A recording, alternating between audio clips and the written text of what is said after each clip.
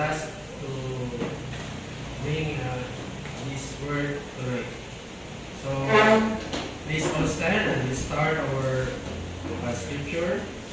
Let's read our scripture in James chapter 5 verses 13 to 14. So, we have only 2 verses to read this evening. James chapter 5 verses 13 to 14. Let's read all together. Ready? Begin. Is any among you afflicted? Let him pray. Is any weary? Let him sing psalms. Is any among you? Let him call for the elders of the church, and let them pray over him, anointing him with oil in the name of the Lord. Amen. Let's pray. Our Heavenly Father, we give you more than we provide you. Thank you, Lord, for your grace and mercy and life that you've given to us. Lord, we ask for forgiveness for our sins and unrighteousness. Lord, we thank you this evening, Lord God, that you give us opportunity to study your word. We ask for wisdom to study your word, knowledge about the word that we are going to study, and let each and everyone that we give them knowledge also, simple understanding, and easy to understand God, and help also your future this evening, Lord God, that He give His best by your grace na maganda niya mensahe para sa katawan na simple, and yan, last is and for the Savior and Lord Christ we pray. Amen. Please be seated. So, good evening again. Yes. So, this is it, no? Dati, ginahando na ako or gina-pray na one day, magamit ko sa Ginoo in the front bridge sa tabangan, and God answered. No? So, thank you to the Lord na iibon ko niya na maghatag ng mensahe sa pag-review na. So, ining verses na akong nabasa na ako ang ma-share karong review na is in James. No? Yung diriya, akong nabasa kagaya is James is the author of these epistles. Provides guidance for different circumstances that beliefs may encounter with Christian community. So, ihatag siya og mga idea or paraan na ato ang gamiton kung abot ang mga circumstances sa ato ang Christian life. So, ingon diriya sa James 5:13, is any among you afflicted? Affliction means something that causes pain and suffering. No? Pakita na natay mga suffering or mga trials na ito ang magihan. James advise o address those who are experiencing affliction or hardship. This could include trials. No, affliction is described na siya sa trials, difficulties or challenges na ito ang matubangan, no? Ito may encounter. So sometimes isa sa mga affliction na ito ang sugatan or na ito na experience is kini na ito ang health. Sometimes we ingon ka na ako'y ilana, ako'y kalitsura, phone, ubo. But we know that kining mga trials na ato ang nagian is sometimes we ina-claim na to ba? Ina-claim na to na kining mga sakit is ato ba?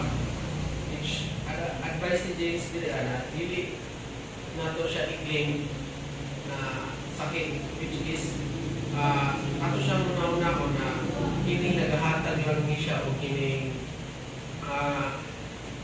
ginugulo lang ta niya ba? No, ginalagaan lang ta niya o kining trial or kanang madelay or sa para magduha-duha ta ba? No? Sa to ang pagtuo. So, same sa nahitabo kay Joe, no?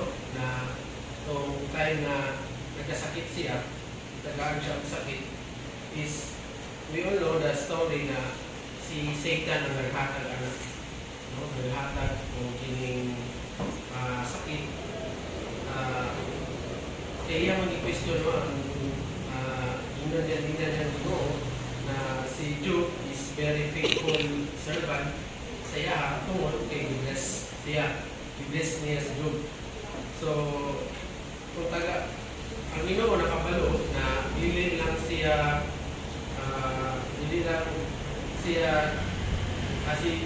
si Job, dili lang siya faithful sa dili lang siya faithful tungod sa mga blessing na iyang nanawatan, but tinuod na ang iyang faith, no, iyang pagtuo sa Ginoo. So God allowed Satan to tagaan sakit si Job o trial, no, na may tarong kay Job. So same po sa tuwa na si Satan naghahatag po siya o kining mga trial sa tuwa, mga difficulties and challenges. No? Ang niya lang man is i-out of focus ka niya ba? Ang aim ni Satan, i-out of focus ta niya, sabi na sa mga udaling affliction is problema ta ba? Panahon na magka-problema na ta, natin ibang bati, di ba? Sometimes we dilit na mag-direct kung inon sa Ginoo, mag-double sa Ginoo. Sometimes we ginapangitaan na ito o pamahagi ba na makaya na nato ni nagpasan ng problema na ito ang naidian. But si James, nihatag siya o instruction diri nihatag siya o instruction na the afflicted person is encouraged to pray. No? Sabihin niya kung kanang yung tao na niagi o kining affliction or suffering na sa iyong kinabuhi is dapat yan encourage siya na mag-pray. Same sa akong preaching last week, the other week na about prayer niya po ito. Okay, nanong kailangan mo na ito mag-pray? Because prayer is the way that we communicate to God. No? Na nagpakita na maatay relasyon sa Ginoo. But kung mo-pray ta is with faith. No? We have faith na kini natong nagian is malampasan nato ni siya. No? Same po sa kung mag-pray ka sa Ginoo is dapat diba si Satan naghatag siya ng sakit. So we pray also na sa itong Ginoo na kung pwede hindi tatagaan ng sakit. That's why kailangan natin tayo relationship sa Ginoo through prayer, no, fervent prayer. So this highlight the importance of turning to God in times of trouble. So ano yung ingon ako kanina na kung naatay mga difficulties sa itong ginabuhi, maabot, is mauna ang time ng duol sa Ginoo. And seeking His help and comfort through prayer. No? Hindi lang na ito siya, magdudit ang budol, kundi isig na ito siya, pangitao na ito siya. So, asap na ito siya, ipapangita. So, through prayer, through reading His Word. No? na dapat ang atong prayer is kanang maklaim na to ba na maklaim na to na kanang atong kabugaton or ma-experience atong kinabuhi na naglisod ta is matubag sa Ginoo, no?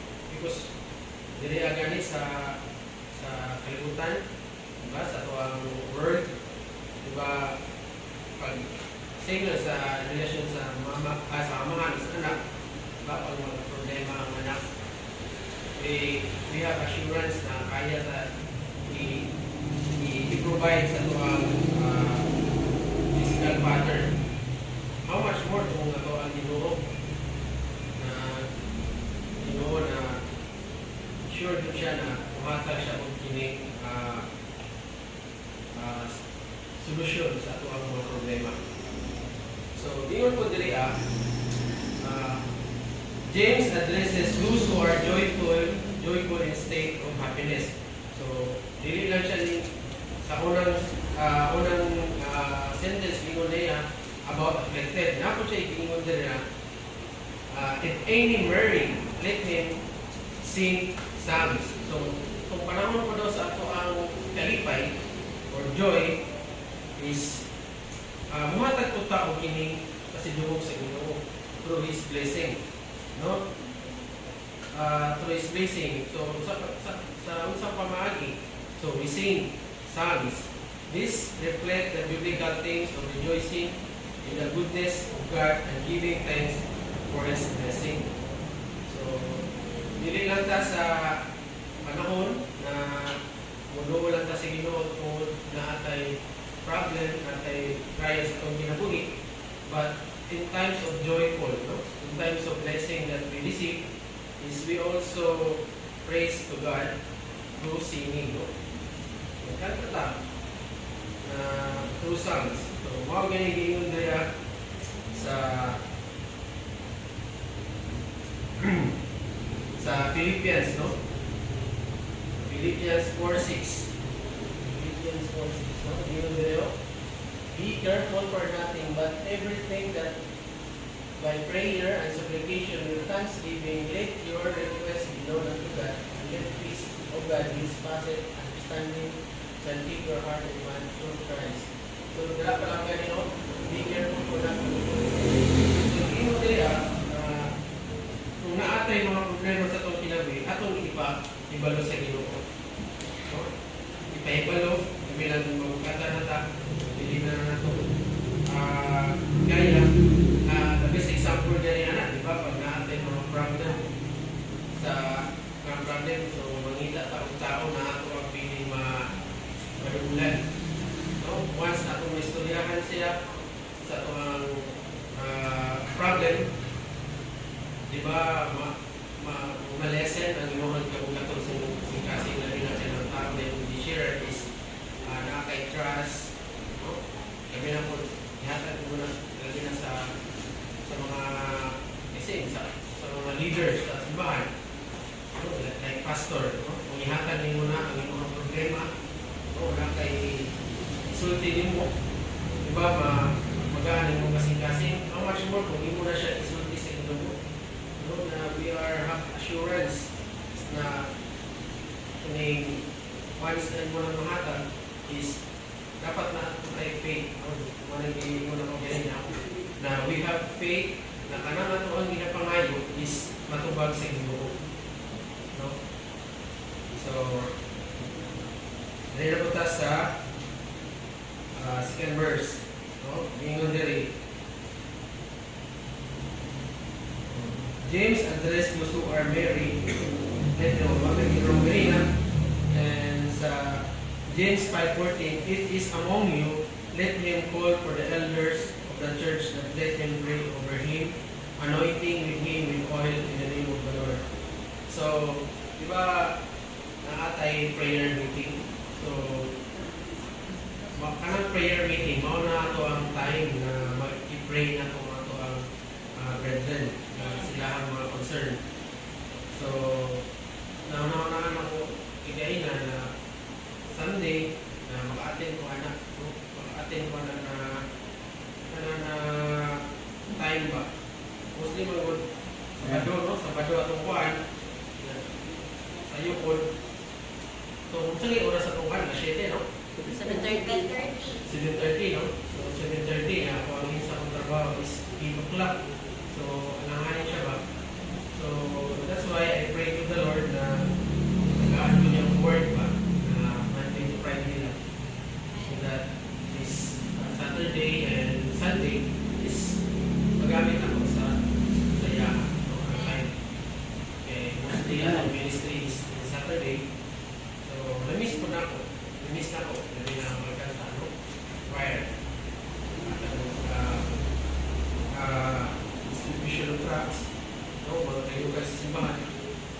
No, sometimes I feel good also na walang ko din natin na but I pray to the Lord na nag-aano niya ako ng work na mapit na Sabado hindi wala.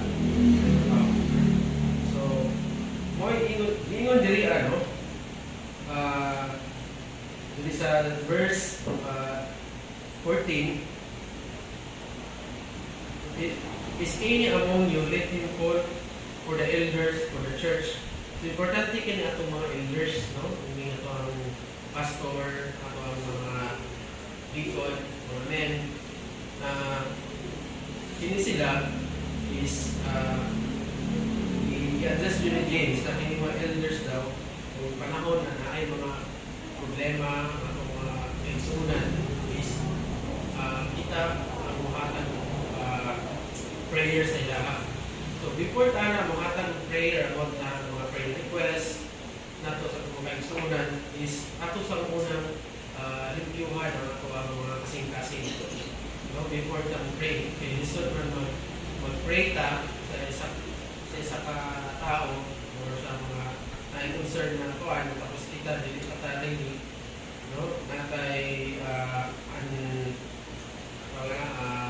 unsettled na problem, no? Sa Ginoo, wala pa na-settle, is better na hindi mo sana siya i-settle before mag-pray. No? So, napaka-importante ang testimony sa isa ka-elder, kami na sa pastor, no? The credibility, no? Sa isang pastor, kami na sa mga elders. So, sometimes, ay pinakalit ba na ingon sa ko sir, i-pray ko sa ako ang sir na ingani ang anak. So sometimes, hindi ko ka-pray, ito, I need to settle my relationship first with God. Isip ko na, i-pray lang ko siya. Mahulog lang siya ba na basta maka-pray lang ko, makahatag lang ko ba. Parang chamba lang ba? So, it's very important to us na ato ang good, ato ang relationship. Sabi sa Ginoo, no? Wala tayo mag-taguman ng mga sin na dito nalulugod sa Ginoo. So, natin tayo taas na itong pag-magkapunta ba na natin confidence na Lord,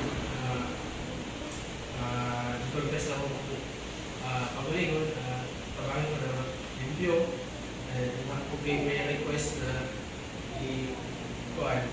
i-sumamo sa ito. So, kabalumatan na pinuuli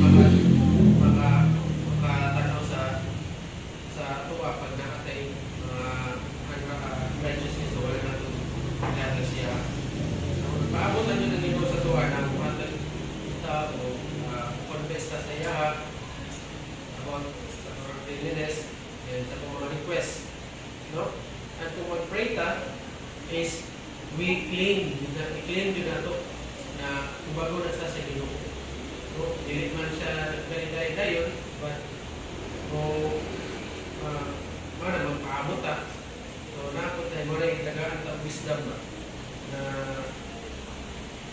na kubago, no? Labi na ang first, labi na ato ang ginapangayo sa iya is about health. So we claim na makuha na ito ng healing gikan sa Ginoo through the medicine, no? Through medicine, through wisdom sa mga gamito ng mga tao, like doktor, no? So, na, prayer is represent as a vital means of communication of God. Na prayer is very important means to communicate with God, applicable in times of trouble and times of joy. Community support, the passage underscore the importance of mutual care and support with Christian community. So, ingon rin, importante kayo na nakatay ining care sa mga usap. No? Kami na mabala na ito na sila po ang kaubanan is na yung problema na ay sakit. So, hindi na visit na siya. Diba? So, isa para sa advice ni James and faith in God's healing, no? By calling the elders to pray and anoint the sick and oil. So, diba, pag natay mga prayer is tulad na lang si pastor. Tapos si pastor, ang mga leader sa turang simbahan. So, application. Personal prayer beliefs are encouraged to maintain consistent prayer in life, seeking God guidance, comfort, and provision of all circumstances. So, balik yun na dapat consistent ang ito ang prayer. Tama sa inyong kaso na dili na pray o katulog o katadlaw, but consistent itong prayer na sa itong mga plans sa itong mga no? Sabi ng comfort and provision. Maganda din ang provision ng mga pangayo.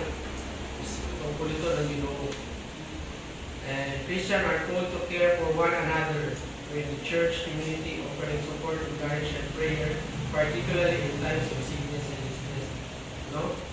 So, ganun lang sunod ang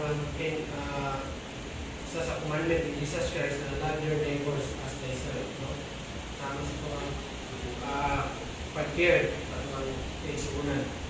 Faith in God's healing. While physical healing is not guaranteed, believers are encouraged to trust in God's sovereignty and power.